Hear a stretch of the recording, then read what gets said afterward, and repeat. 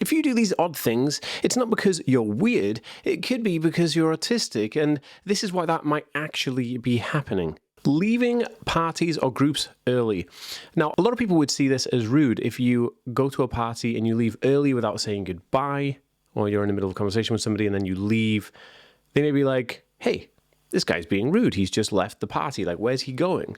But in actual fact, this isn't rudeness. This could be because of a bigger issue, being on the autism spectrum.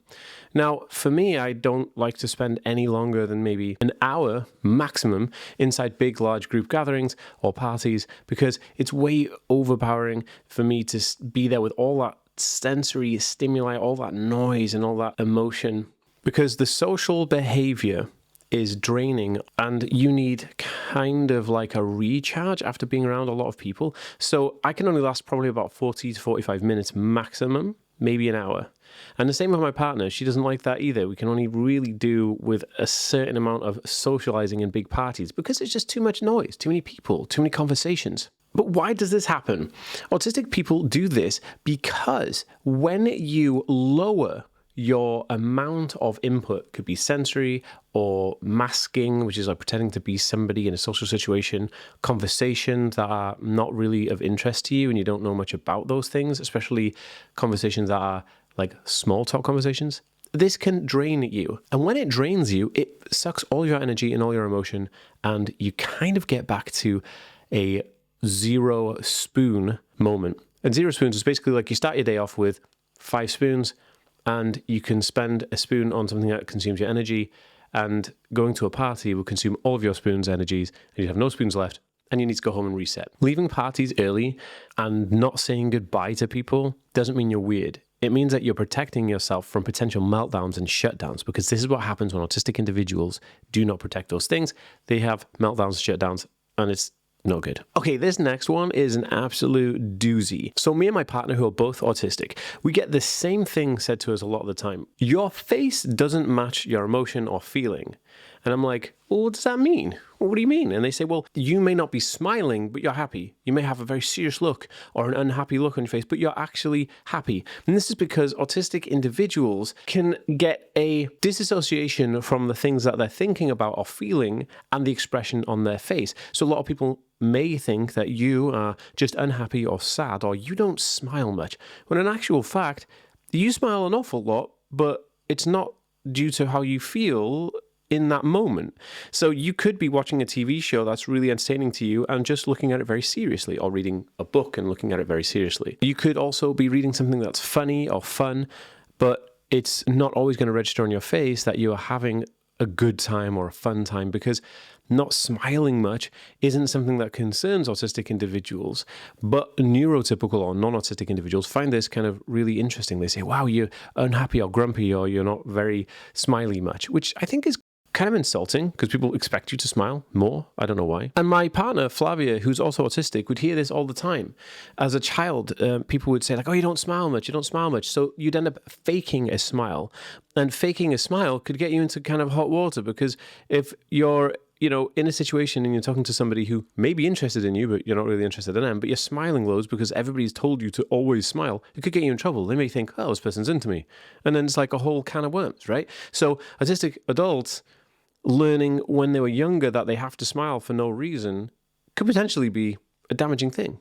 And this will lead into something called RSD, which is the rejection sensitivity dysphoria. Because if you are constantly trying to tell people like, oh no, I'm fine, I'm happy, I'm fine, and then they're like, well, you don't act happy, but you've got a smile on your face, then you're going to feel rejected by society. Now, RSD is something big for autistics, and I'm going to cover it in a whole video. So let me know in the comments down below if you want to see a video on rejection sensitivity dysphoria.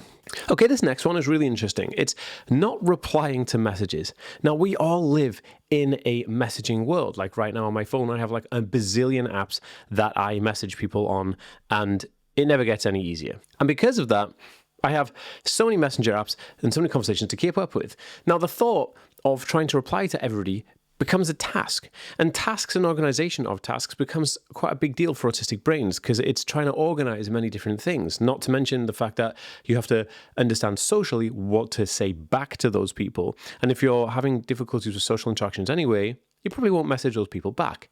But a secondary happens. You don't message those people back because you don't really know what to say to them at that moment in time. But then the longer you leave the distance of actually getting back to them, then the more awkward it becomes, and then the more guilty you feel. And then it just spirals into a crazy, I can never contact these people ever again kind of moment. And I know I see you doing this. If I've just called you out, you have to give this video a thumbs up and let me know. Dan, you just called me out. I take forever to text back to people. And sometimes I even stop to even contact them ever again because I'm so scared of the fact that I've left it too long now. I can never contact them back. But again, this isn't because you're weird. This isn't because you're rude. It's because you need more time to process. Autistic individuals' brains need time to process conversation. And in order to reply to a conversation, you need to fully understand that conversation. But people want instant replies. And so our messages just stack up and stack up. And a lot of people will just be like, well, this person's rude. They never reply. But I got you. You're not replying because you hate that person. You're not replying because you can't reply in that moment. Eating the same food every single day. Now, this may seem weird to a lot of people, but for us autistic individuals, and maybe yourself, this actually becomes really easy and good because predictability reduces decision-making or decision fatigue, and that actually gives you more clarity. So when you have to make a decision about something, like you're looking through the cupboards, or, what can I eat? Or what do I need to make for dinner? And I've got a list to do, and you start stressing out because you can't figure out what you want to eat for dinner, then you end up probably not eating anything, and then you're sitting on the floor and you haven't consumed any food, and you'll feel even worse.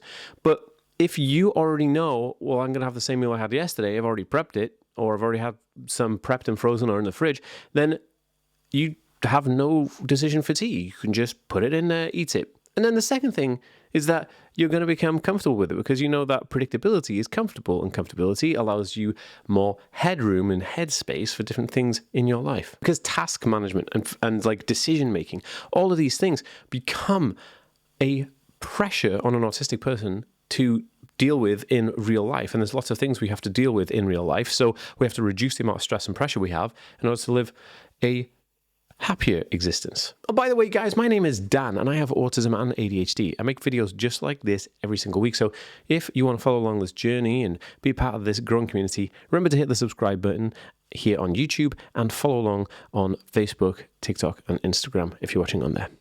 Okay, so this next one is so interesting, especially in social gatherings, and it's going quiet halfway through a conversation.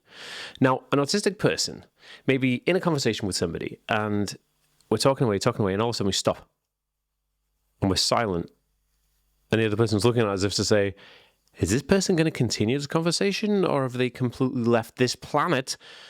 But what's happening is the autistic individual is processing the full length of that conversation. Now, neurotypical people, or people who are not autistic, will just say whatever comes to mind, and sometimes they'll say the wrong things, and they don't really care about what they say. They just say it almost in a natural way where it's just going to happen. If they say it, they say it. They don't, they don't. But autistic individuals will ruminate on what they just said in that moment, right? So you say something and then you're playing it back in your mind. And you might see this where people might say to you, well, as soon as you said something, you then say the same thing, but under your breath to yourself. So your lips will move. You'll say something like, oh, hey, how are you? And then you'll just be like, under your breath, you'll say the same thing. And I think that is so interesting because this is basically what you're doing. You're ruminating what you just said to make sure that what you say next is actually going to make sense, or at least not be rude, because we have a tendency to sometimes be seen as rude. So when you go and stop dead in a conversation, it's because the autistic person is looking at the conversation they've just had.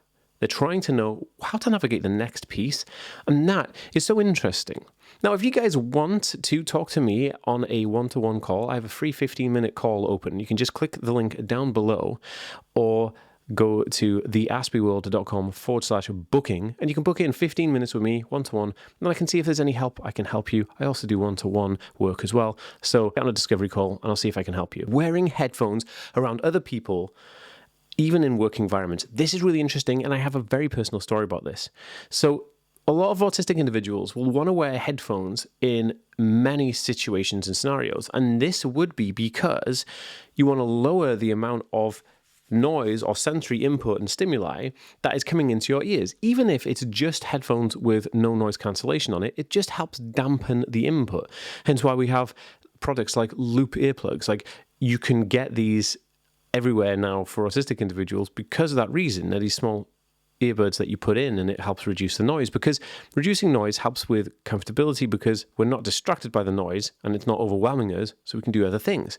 So before we had these loop earplugs, I used to walk around with headphones on, and I remember being in the office once when I worked in an office for a company.